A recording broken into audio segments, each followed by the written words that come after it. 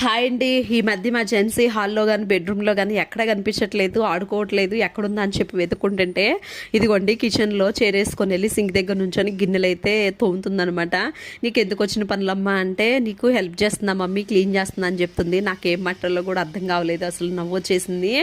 ఎక్కడ చూసినా నీళ్ళేనండి, అసలు ఇల్లంతా నీళ్ళు వారిపోసి ఎలాంటి ఆటలాడుతుందంటే నీళ్ళతో తప్ప రెండో ఆట ఆడదండి. అసలు నీళ్ళ కప్పని చెప్పుకోవచ్చు. ఎక్కడ జారి పడిపోతున్నాడు, విరిగిపోతుందో, కాళ్ళు విరిగిపోతాయి అని భయం వేస్తూ ఉంటుంది. పేపర్ని అందులో వేసి నానబెట్టి చూడండి ఎలాంటి ఆట ఆడుతుందో. ఆన్లైన్లో వచ్చి చిన్న కుట్టి మిషన్స్ కొని చాలా మంది మనీ వేస్ట్ చేసుకున్నారు. అందుకని నేను ఎప్పుడు కూడా ఇంకా చేతి కుట్టే వేసుకుంటాను అనమాట.